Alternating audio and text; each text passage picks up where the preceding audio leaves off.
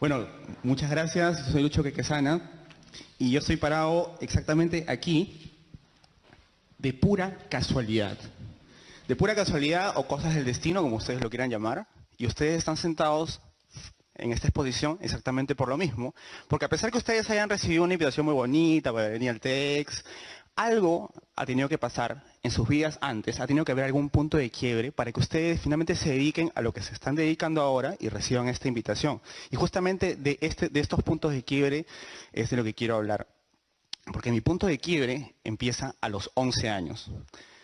Yo soy músico, soy compositor, me dedico a la música es mi vida, es mi pasión, me muero por la música, mato por la música, así por ponerme todo romántico, pero hasta los 11 años yo no tocaba absolutamente ni un instrumento. Yo pensaba que era un negado para la música, no tocaba, pero no escuchaba ni radio, no tocaba La Puerta, no cantaba ni Happy Birthday, era un desastre.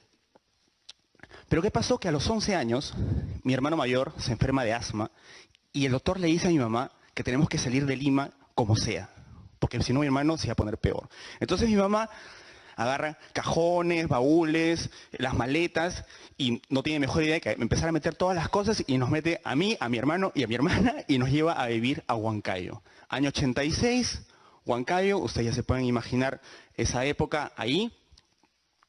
Y finalmente ahí es donde empieza mi historia y el primer punto de quiebre en mi vida. Entonces, para contarles esta historia, vamos a empezar por el origen de por qué estoy parado aquí explicándoles esta historia. Y quiero presentarles a los personajes que van a participar en esta historia. Ya me presenté, pero quiero presentarles a uno de los principales personajes que han originado que esté parado aquí. Y con mucho cariño, mucho amor y mucho feeling les presento a mi mamá. Entonces, mi mamá agarra y me saca de mi colegio, me saca de mis amigos, me saca de mi barrio, y obviamente yo no quería salir de Lima, yo no quería ir a Huancayo, yo no sabía nada de Huancayo, o sea, me estaba sacando de mi mundo, de mi zona de confort. Pero cuando yo llego a Huancayo, lo que pasa es que en el colegio, todos los niños, a la hora de recreo, en lugar de salir a jugar fútbol como todos mis amigos del colegio, todos los niños tocaban este instrumento que se llama zampoña, que yo lo había visto muchas veces, pero que nunca lo había tocado. Entonces, claro, yo estaba metido en mi salón, así, hecho un hongo, porque todo timidito, pues, ¿no? Recién había llegado, recién subidito. Entonces, entonces, claro, entonces yo no salía al recreo. Pero entonces todos los chicos tocaban y me parecía alucinante. Entonces un amigo me dice, oye Lucho, ¿por qué no vienes? Yo le digo, no, olvídate, yo soy un desastre para la música. No, de verdad que no toco nada. En resumidas cuentas y en el argot criollo, para resumirlo de una manera, yo me consideraba un animal en la música. Entonces me dice, no, pero ven, ¿por qué no vienes? Y bueno, están en el recreo, vamos con los chicos, bueno, están jugando, vamos a jugar, y entonces ahí es donde este niño me da ese instrumento y me dice, es muy fácil, solo tienes que tocar aquí, aquí, aquí. Entonces yo dije, pero yo no puedo. Y me dijo, inténtalo. Entonces, en ese momento, lo que yo hago es...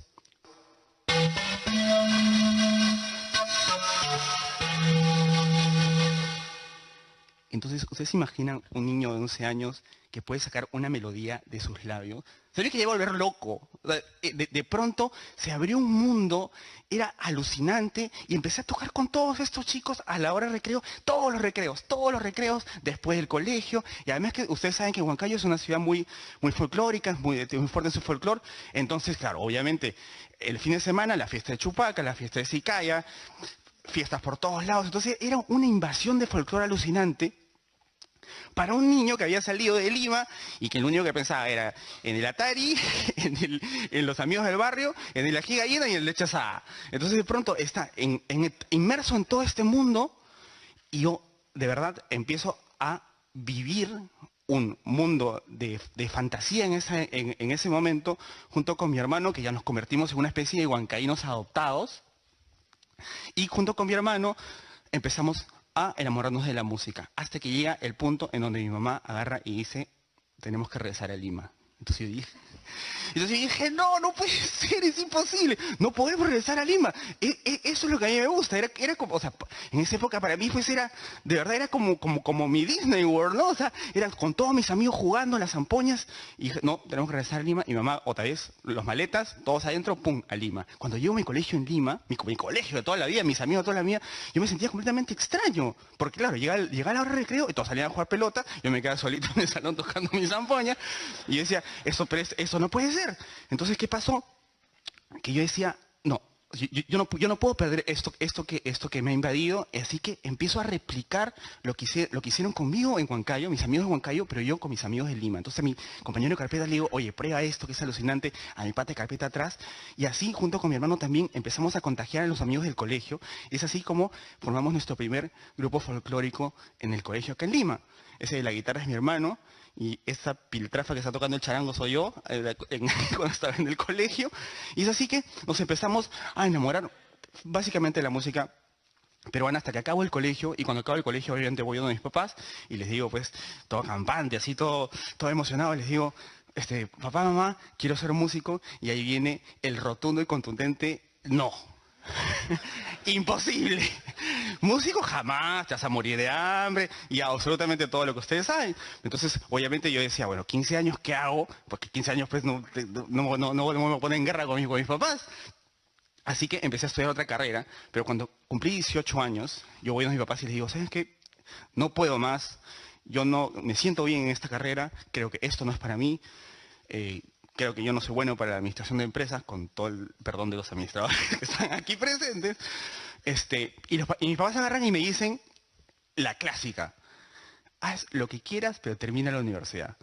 Entonces yo dije, bueno, voy a terminar la universidad, estudié comunicaciones, y cuando yo termino la universidad, yo continuaba en la universidad y seguía con mi grupo de amigos tocando. Entonces tocábamos, el grupo empezó a crecer, empecé a componer como a los 12 o 13 años sin darme cuenta, de verdad, sin ni siquiera darme cuenta, de pronto me empezaban a aparecer canciones en la cabeza, hasta que este grupo de amigos finalmente se rompe, porque cada uno empieza a tomar su rumbo de vida, cada uno sus carreras, etcétera. Y yo me quedo completamente solo, con mis canciones, con todas estas ganas de querer compartir la música, porque para mí la música era jugar con mis amigos.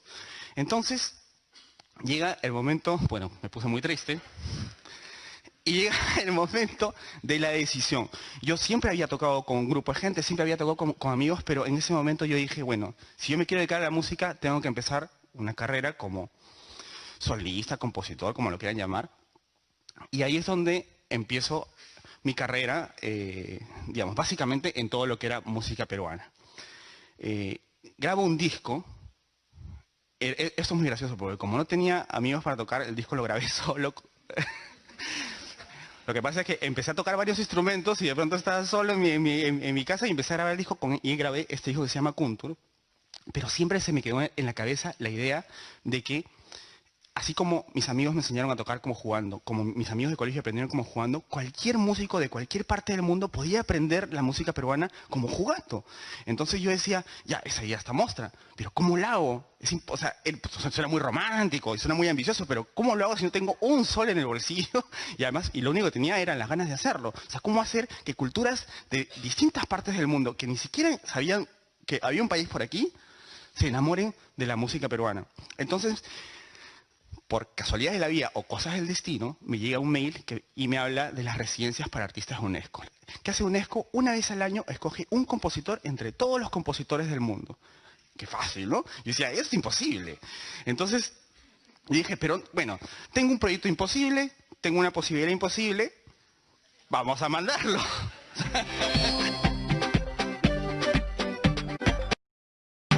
Cara a cara. Este lunes a las 9 de la noche tendré un cara a cara con Enrique Chávez. Esperamos verlo.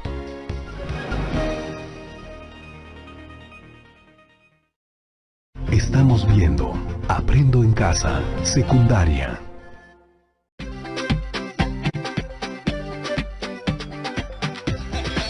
O sea, ¿qué puedo perder? Entonces, elaboré el proyecto y lo mandé. Lo mandé con toda honestidad, con mucha confianza en el proyecto, pero dije, imposible. A los meses me llega un mail en donde me dicen que había sido el escogido para realizar el proyecto y casi me da un infarto. Claro, pero casi me da un infarto por dos cosas, porque era la oportunidad de mi vida de poder hacer esta idea que tenía de contagiar al mundo de la música peruana, pero al mismo tiempo porque UNESCO me dice, tu proyecto es muy bonito, tu proyecto es muy innovador, intercultural y desarrolla la evolución de la música peruana, etcétera, etcétera, pero tienes solamente 2 meses para hacerlo. O sea, en 2 meses yo tenía que salir, buscar, encontrar, enseñar y que aprendan a músicos de todas partes del mundo, música peruana, y en 2 meses ya había un concierto con entradas vendidas, con teatro, desde antes que yo saliera del periodo, yo leyendo la carta, y sin siquiera conocer a nadie. Entonces yo dije, ¿cómo hago? Bueno, o sea, es imposible, vamos a hacerlo.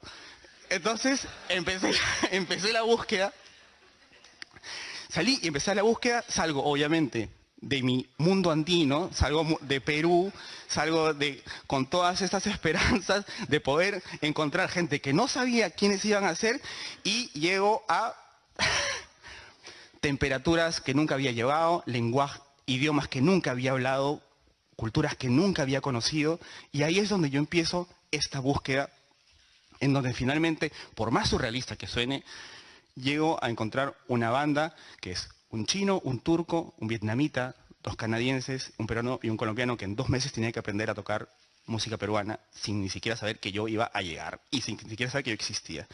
Entonces empiezo con los músicos, empiezo con Cuba Quach de Vietnam, claro, llego donde el vietnamita no tenía la menor idea de dónde quedaba Perú en el mapa y yo soy completamente honesto y yo no podía ubicar Vietnam en el mapa tampoco. Partiendo de ahí ya estaba bastante difícil. O sea, de ahí llego donde Ismail Fenyolu de Turquía, toco la puerta y el truco pensaba que yo le quería vender una refrigeradora, lo que sea, menos, no entendía finalmente qué cosa era lo que yo quería y me costó mucho hacerles entender. Con Jairo Gómez y con René Dora Sánchez de Venezuela y Colombia era mucho más fácil porque hablaban mi idioma. François Taillefer de Canadá y Eric Breton no conocían qué cosa era un festejo, qué cosa era un guayno, no conocían absolutamente nada. Pensaban que el cajón era español. Y con mi amigo Shuhan Rao, sí, eso fue una película de comedia porque su inglés era chino y mi inglés era chino para él. Y empezamos a hablar por mímica, jugábamos charada. Era una cosa de locos. Pero finalmente con los instrumentos empezamos a hablar y es así como ellos empiezan con esas caras a tratar de entender qué cosa es, de qué estamos hablando, ¿no es cierto? ¿Qué cosa es un festejo, qué cosa es un landó, qué cosa es un charango? Y así es como empezamos esta aventura y finalmente llegamos al concierto en esos 2 meses y la UNESCO nos premió como el mejor proyecto en la historia de la residencia UNESCO Ashford. Empezamos a recibir un montón de premios como proyecto intercultural y musical. Y además, algo que yo no esperaba, porque yo salía a hacer este proyecto con la intención de buscar amigos, pero empezaron a llegar un montón de giras y conciertos y compraban los shows, etcétera, y empezamos a hacer un montón de conciertos hasta que yo digo, bueno, no, tengo que traerlos a Perú y hicimos un concierto en la Plaza de Armas de Lima, absolutamente gratis, para que la gente pueda conocer qué os había pasado, pero yo pensaba que hasta ese punto todavía faltaba algo, o sea, todavía faltaba esa esencia que hace que tú despiertes una habilidad, pero en completo. No solamente que la conozcas, porque yo a ellos nunca les di partituras. Si yo les daba partituras, yo iba a tener robots. Yo empecé a trabajar con ellos actividades primarias, a bailar, a moverse, etc. Pero lo que yo sentía era que ellos tenían que conocer el origen de todo y es así que me los llevo a Huancayo, a 3.500, imagínense al chino y al turco y al vietnamita 3.500, se querían morir. Pero llego a Huancayo y lo que hago es, me los llevo para cerrar el círculo a un colegio, estaba muy cerca del colegio donde yo aprendí a tocar, y empezamos a jugar con los niños. Y yo decía, ¿sabes dónde queda Turquía? No, entonces salía el turco y les cantaba una canción en turco. Entonces acá Vietnam, salía el vietnamita, etc. Y es así como empezamos una interacción con los niños. Y era bien loco porque era niños de Huancayo jugando con niños de todas partes del mundo, con edades obviamente un poco mayores, pero finalmente todos éramos niños jugando y compartiendo y al final los niños nos regalaron una canción en quechua donde todos entramos en un llanto criminal, simplemente de la emoción. Y es así como el proyecto Sonidos Vivos se cierra, pero se cierra solamente para avanzar, porque y creo que es la razón por la que estoy aquí, es un comienzo de un gran proyecto peruano que está yendo al mundo y está contagiando al mundo, y además que está haciendo la prueba de que cualquiera puede aprender un instrumento, de que cualquiera puede aprender a bailar, o cualquiera puede empezar a sentir cosas para empezar a desarrollar actividades o para empezar a desarrollar habilidades que nunca han tenido. Yo estoy seguro que saliendo del TED van a buscar algún instrumento, porque si un vietnamita puede tocar charango, ya pues no.